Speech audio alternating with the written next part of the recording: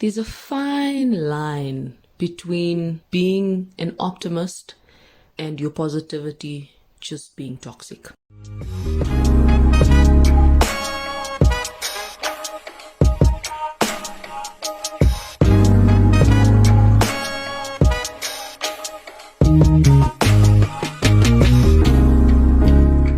So I want to talk toxic positivity today. Been watching Big Brother here and there, and I think it's quite obvious when we look at someone like Nale. She's associated with positivity, light, bubbliness, someone who just, wherever she goes, I think wants to just be happy and positive, which is, I think, amazing to watch because you can tell she's intentional about it. She tries her utmost best, and there's nothing wrong with that. Someone shouldn't get flack for trying their best or deliberately trying to be positive, because I don't think we're just born being happy and positive beings. You've kind of got to make that conscious effort. So it's nice to see how she brings the element of happiness and just trying to be happy in every moment, in every circumstance.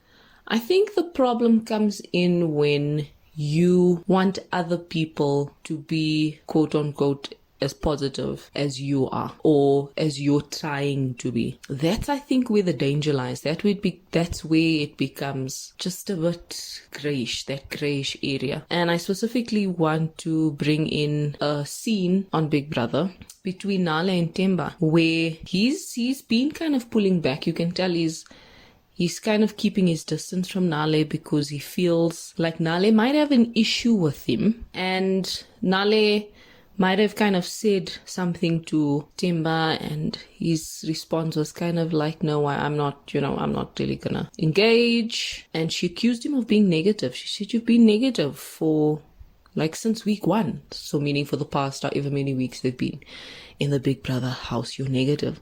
And Themba simply said, no, you want to be my therapist. No, I'm fine. And I think that was kind of the moment where I realized that this positivity thing could be a bit dangerous and harmful to others.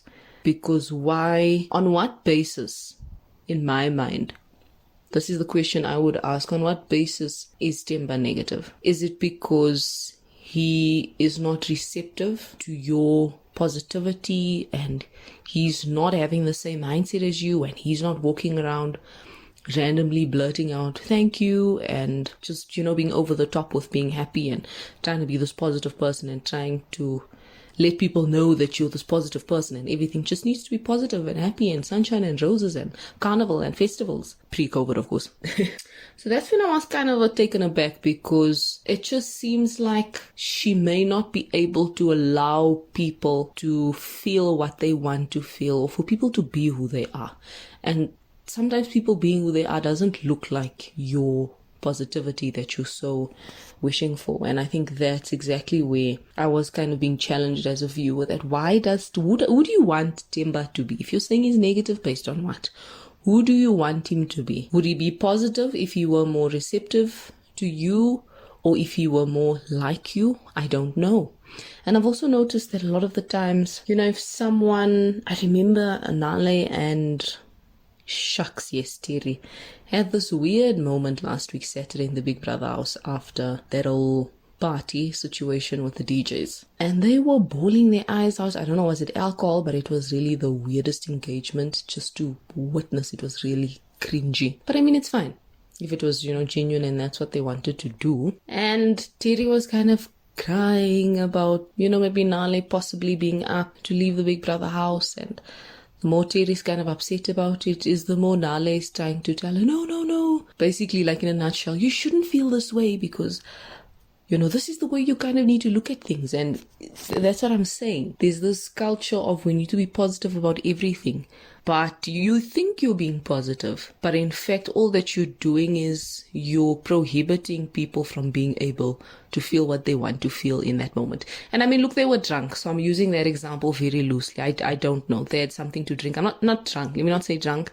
But they had something to drink, so I'm not sure if that had anything to do with it. But what I'm saying is, the minute you can't allow people to feel feelings of sadness, of anger, for example, of, I don't know, depression, it could be anything that you deem negative. The moment you quickly want to turn that emotion around, that's when it becomes toxic, and that's when it's kind of not healthy. And, I came across something so interesting. It was an article by Sarah Berry in January this year. It was published, and it's titled "Why the Good Vibes Only Culture is Making You Miserable." And she says it's the change your perception to change your mind. And you are what you think school of thought. They are phrases that underpin the platitudes we often hear when things go wrong. Look on the bright side. Smile and you'll be happy. Realize it is a blessing in disguise. It could be worse. Everything happens for a reason, and there is a lesson that is hidden in everything.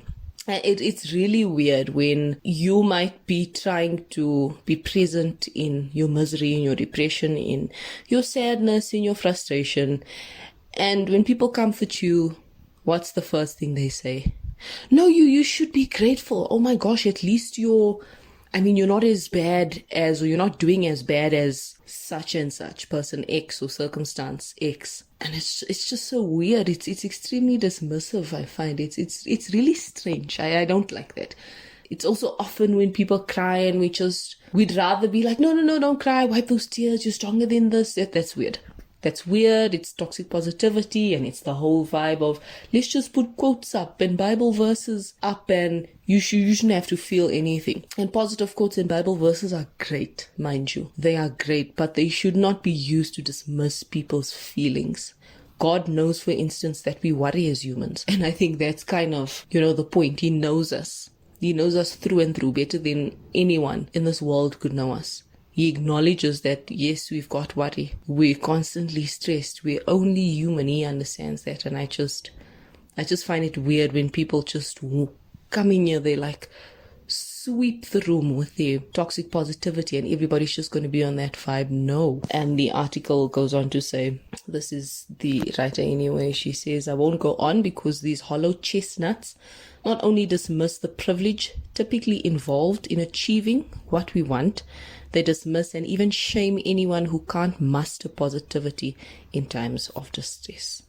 You do not know people's circumstances, and you don't know what makes someone have a mild case of underlying depression or just sadness. There's people like that. And you just have this vibe of you are what you think, and if you're going to constantly think of yourself or think of things that way, it's going to be that way. But it's like, what about reality? It's so easy for you to kind of speak, when you might have a different background or come just from a totally different place. It's really, really strange. The article also goes on to say, toxic positivity is also everywhere, often being sprayed around social media by genetically blessed, privileged white women, smugly sharing how you too can be more like them if you only banish the negativity from your life, drink green juices, and get manifesting.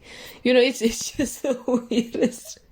It's weird. It's creepy. It is so creepy. And that's something that I picked up and I just wanted to speak on.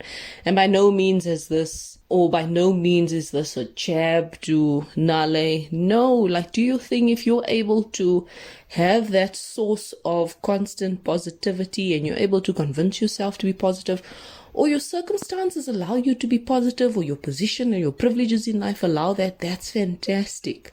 Make use of that. And there's nothing wrong with being positive around people, but don't impose your positivity on people. It becomes toxic. It dismisses them. It really, really does dismiss them. And I'm just gonna lastly read this out from the article. This plays out across a variety of forums, Goodman argues, as she's referencing. Instead of equitable healthcare, we're encouraged to use our mindset to cure disease. Instead of improving accessibility for the disabled, we celebrate inspiration. Bleep. Instead of gender equality, we perpetuate the happy housewife myth, pitted starkly against the angry feminist.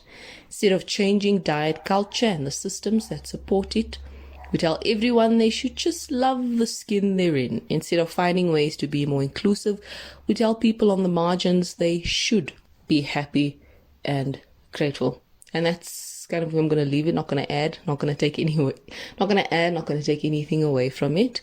I'd be super, as usual, interested to know what your thoughts are.